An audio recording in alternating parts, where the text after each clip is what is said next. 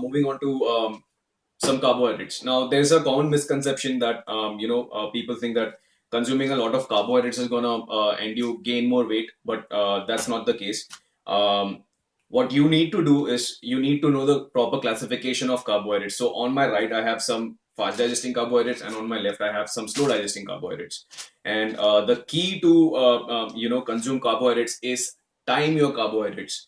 So for example, breakfast, pre-workout, peri-workout, and post-workout are your best bet to consume fast digesting carbohydrates. So probably throw in some cereal with some milk, and that would be your breakfast. Since your body is going to be depleted after having a long night's sleep for 8 hours, you need some fast digesting sugars in your body.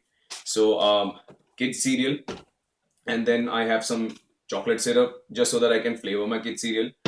Some bananas. I probably throw some bananas in my protein shake if I'm having a protein shake right after my workout, and some English muffins.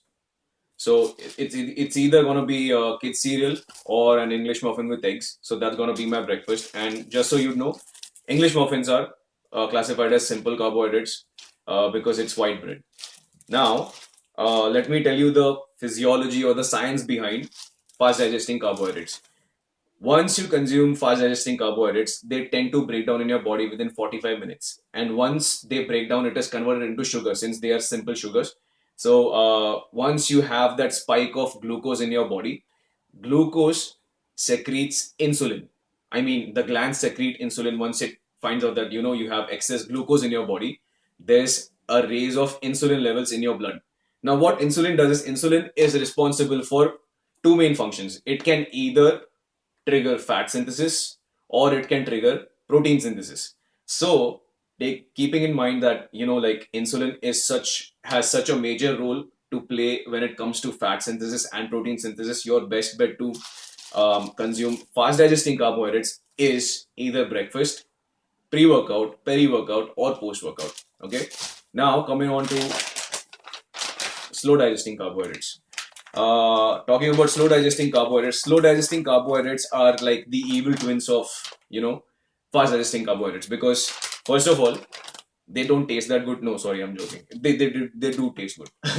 So slow digesting carbohydrates, on the other hand, they take almost say more than 45 minutes to digest, and then they are broken down into simpler sugars. So it takes a while for slow digesting carbohydrates to actually break down into simple sugars. So that way we ensure that there is not a huge insulin spike in your blood.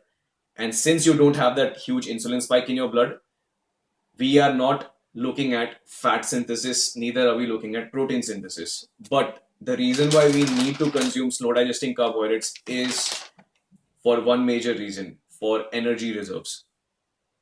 The more slow digesting carbohydrates you consume, the more caloric expenditure you have the next day or the same day if you are working out, or if you happen to do any outdoor activity, right? So I like what we have over here is I have some basmati brown rice, because it gives you a nice basmati flavor, and probably make some curry with it. I have some tortillas, probably make some egg sandwiches or burritos, and here I have some ciabatta buns.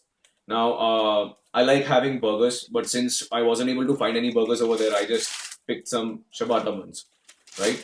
And last but not the least, I have some crackers. These are whole wheat crackers, and as you can read, this is whole wheat, so these are slow digesting. So you might be wondering, why do I have so many varieties of slow digesting carbohydrates? Now, for example, if I'm already done eating a tortilla, or if I'm already done eating some brown rice, or I've already consumed a burger, and I'm still in a deficit of say 20 to 30 grams of carbohydrates, I might as well pick some crackers and have some crackers. That way I finish my caloric needs, and that is how you time your carbohydrates and classify your carbohydrates into simple carbohydrates and complex carbohydrates.